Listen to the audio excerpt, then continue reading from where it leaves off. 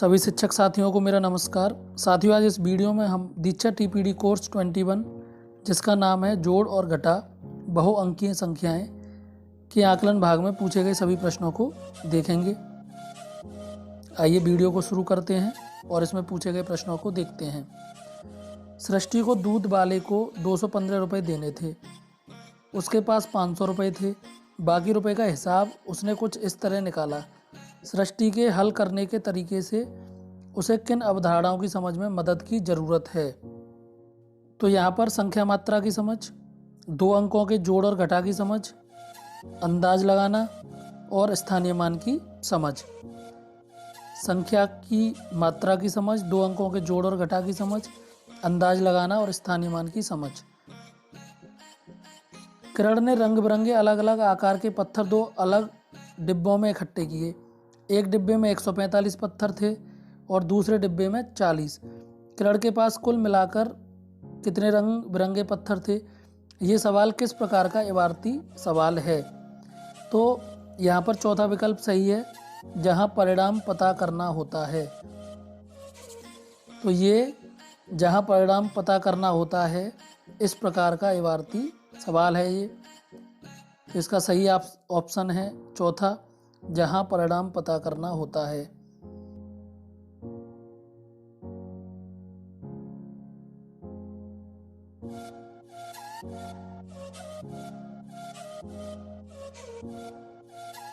आपके सामने इबारती सवाल का एक प्रकार दिखाया जा रहा है। दो संख्याओं की तुलना करना और बड़ी संख्या का पता लगाना। इन विकल्पों में से कौन सा सवाल इस प्रकार पर आधारित होगा? एक विकल्प चुनिए। तो यहाँ पर तीसरा विकल्प सही है। किशोर और आनंद ने अपनी अपनी किताबों के संग्रह को गिना। किशोर के पास कुल 230 किताबें थीं और आनंद के पास किशोर से 110 किताबें ज़्यादा थीं। किशोर के पास कितनी किताबें हैं? सोना और विकास ने सवाल कुछ इस तरह से हल किए।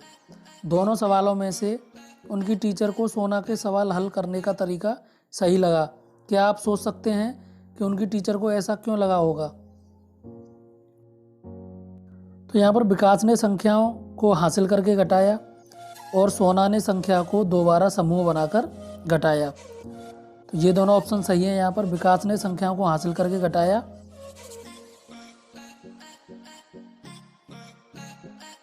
सुनीता की कक्षा के बच्चों ने जोड़ और घटा कुछ इस तरह किया। आप सुनीता को बच्चों की गलतियों के बारे में एक कक्षा में बच्चों ने सवाल हल करने के तरीके को कुछ इस तरह से कॉपी में लिखा। उनकी टीचर को ये पहचानना था कि किस बच्चे ने कौन सा तरीका इस्तेमाल किया।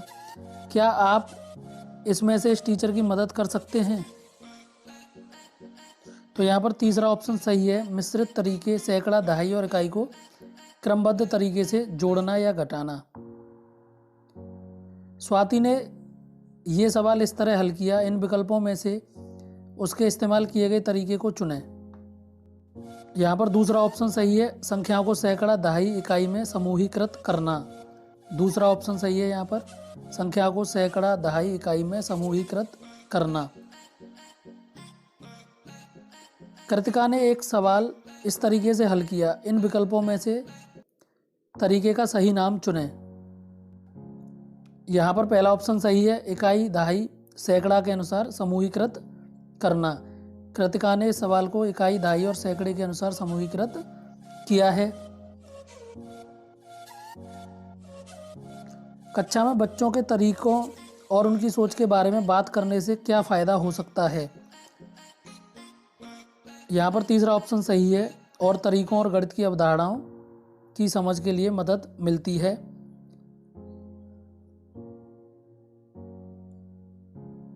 अब हम लास्ट प्रश्न को देख लेते हैं।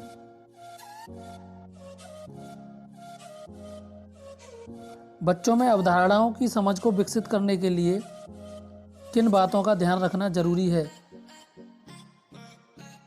तो यहाँ पर पहला ऑप्शन ठोस वस्तुओं के इस्तेमाल से अवधारणा की समझ की शुरुआत और चौथा ऑप्शन अवधारणाओं की समझ बनाने के लिए अंदाज लगाने के कौशल का विकास। साथियों, हमारे चैनल को सब्सक्राइब कर लो और वीडियो को लाइक कर लो।